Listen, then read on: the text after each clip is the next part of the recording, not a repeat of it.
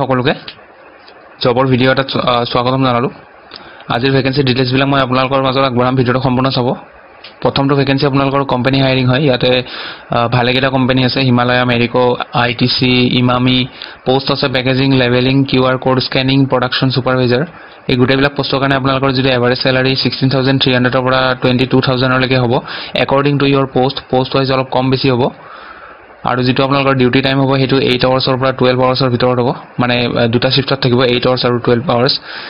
Facility ইয়াতে আপোনালোকে যুৱকৰ বাবে থকা খোৱাৰ ব্যৱস্থা কৰি দিব আৰু লগতে কোম্পানী জব যেহেতু পিএফইএসআই পাব আৰু ফেষ্টিভেল সমূহত বন্ধ দিয়া হ'ব আৰু সানডে আপোনালোকৰ অফিস বন্ধ থাকিব আৰু ফেষ্টিভেলত আপোনালোকক বোনাসও দিয়া হ'ব ইয়াত যদি এপ্লাই কৰিম বুলি ভাবিছে তেতিয়া হলে এই নম্বৰটোত আপোনালোকে ফোন কৰিব 7086963757 এপ্লাই কৰা যেটো লাষ্ট ডেট হেতু আগষ্টৰ 30 তাৰিখলৈকে সময় পাব আৰু আপোনালোকৰ ইয়াতে এপ্লাই কৰিবৰ কাৰণে ডকুমেন্টছ লাগিব ডকুমেন্টছ আধাৰ কাৰ্ড লাগিব পেন কাৰ্ড লাগিব বেংক একাউণ্ট লাগিব আৰু ফটো লাগিব নিজৰ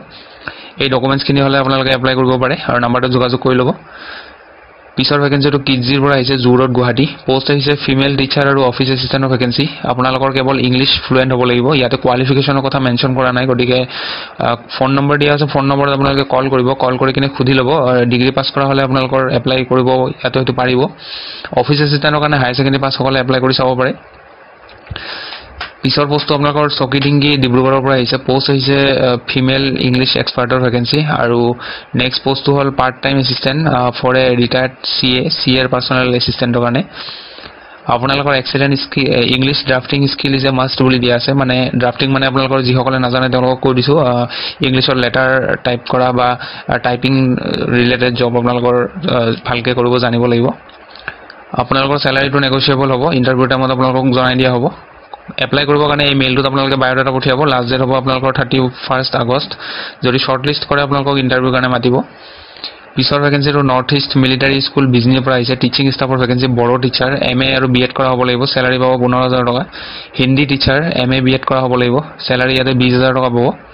ইয়াতে 15000 প্লাস আৰু 20000 প্লাস দিয়া আছে মানে 20 প্লাস আপোনালোকে স্যালাৰি পাব ম্যাথমেটিক্স টিচাৰৰ কাৰণে এমএসসি লগতে বিএড কৰা হ'ব লাগিব 25 প্লাস স্যালাৰি পাব স্পোৰ্টস টিচাৰ ফিমেলৰ কাৰণে বিপিএড বা এমপিএড কৰা হ'ব লাগিব স্যালাৰি ইয়াতে 18000 প্লাস পাব অফিস এসিস্ট্যান্ট কাম একাউন্টেন্ট বিএ বা বিকম কৰা হ'ব লাগিব লগতে টেলি জানিব লাগিব স্যালাৰি ইয়াতে 12000 প্লাস দিয়া আছে ওয়াক ইন ইন্টাৰভিউ হ'ব ডেট দিয়া আছে 26 আগষ্ট 2025 টাইম দিয়া আছে 1 pm 1 বজাৰ পৰা ইন্টাৰভিউ হ'ব লোকেশন দিয়া আছে signet Magna park সাপগুৰি Bongaigaon general secretary এনইএমএস এটো ফোন নম্বৰ দিয়া আছে আৰু ইয়াতে মেইল আইডি এটা দিয়া আছে আপোনালোকে ফোন কৰি ল'ব যদি কাৰোবাৰ কিবা যদি খুৰিব লগা থাকে ফোন কৰি ল'ব নম্বৰটোত আৰু এটো স্কুলৰ মেইল আইডি দিয়া আছে ইয়াতে আপোনালোকৰ বায়োডাটা বা ডকুমেন্টছ খিনি সেন্ড কৰিব পাৰে কৰাৰ পিছত আপোনালোকে ডাইৰেক্ট ওয়াক ইন ইন্টাৰভিউ 26 আগষ্টত যাব পাৰে পিছৰ ভ্যাকেন্সিটো হোটেল হৰ্নবিল গুৱাহাটীৰ পৰা আহিছে পোষ্ট হৈছে HR executive minimum 2 years experience বিচাৰিছে ৰিলেভেন্ট ওয়াৰ্কিং এক্সপেৰিয়েন্স বিচাৰিছে ইয়াতে এপ্লাই যদি কৰিব বিচাৰে ইয়াতে মেইলত বায়োডাটা পঠিয়াই দিব পিছৰ ভ্যাকেন্সিটো ওয়েব কোৰ্স লিমিটেড আসামৰ পৰা আহিছে জুনিয়ৰ এসিস্ট্যান্টৰ ভ্যাকেন্সি দুটা ভ্যাকেন্সি আছে গ্ৰেজুৱেচন কৰা হ'ব লাগিব লগতে কম্পিউটাৰ নলেজ লাগিব আপোনালোকৰ স্যালাৰি ইয়াতে 19000 ৰ পৰা 66000 লৈকে হ'ব ম্যাক্সিমাম এজ লিমিট 28 লৈকে দিয়া আছে পিছৰ ভ্যাকেন্সিটো জুনিয়ৰ এসিস্ট্যান্ট ফাইনান্স ডিপাৰ্টমেন্টৰ কাৰণে দুটা ভ্যাকেন্সি আছে বিকম পাস কৰা হ'ব লাগিব লগতে কম্পিউটাৰ নলেজ লাগিব স্যালাৰি ইয়াতে 19000 ৰ পৰা 66000 ৰ ভিতৰতে হ'ব ম্যাক্সিমাম 28 লৈকে এপ্লাই কৰিব পাৰে এজ এপ্লাই কেনে কৰিব চাই লওক interested candidate may submit their application in the prescribed format along with all supporting documents supporting ডকুমেন্টত আপোনালোকে দিব লাগিব proof of date of birth certificate qualification certificate আৰু এক্সপেৰিয়েন্স সাৰ্টিফিকেট যদি কিবা আছে online payment slip and proof of category আপোনালোকৰ এই গুটেখিনি বস্তু এটাচ কৰি ল'ব এটা পিডিএফত কৰি কিনে এই মেইল আইডিটোত সেন্ড কৰিব লাগিব আপোনালোকৰ হাৰ্ড কপি সেন্ড নকৰিব হাৰ্ড কপি ইয়াতে একসেপ্ট কৰা নহয় ইয়াত দিয়া আছে no application will be accepted in hard copy soft copy পঠাব লাগিব এই মেইলটোত আৰু এপ্লাই কৰাৰ লাষ্ট ডেট হ'ব 27 আগষ্ট পিছৰ ভ্যাকেন্সিটো গুৱাহাটী ইউনিভাৰ্সিটি মডেল স্কুল গুৱাহাটীৰ পৰা আহিছে পোষ্ট হৈছে গেষ্ট টিচাৰ আসামিজ ডিপাৰ্টমেন্টৰ কাৰণে এটা ভ্যাকেন্সি আছে graduate with major in Assamese candidate must have BEd degree BEd কৰা হ'ব লাগিব দুই নম্বৰ পোষ্টটো গেষ্ট টিচাৰৰ কাৰণে হয় ইংলিশ ডিপাৰ্টমেন্টৰ কাৰণে এটা ভ্যাকেন্সি আছে ইয়াতো গ্ৰেজুৱেচন কৰা হ'ব লাগিব মেজৰ থাকিব লাগিব ইংলিশত আৰু লগতে বিএড লাগিব নেক্সটটো আপোনালোকৰ এসিস্ট্যান্ট টিচাৰৰ vacancy graduate in any discipline ইয়াতে আপোনালোকৰ বিএড কৰা হ'ব লাগিব ইয়াতো Age limit to চাই লওক for the post of guest teacher not more than 40 years for fresh candidate আৰু 26 years for retired teachers.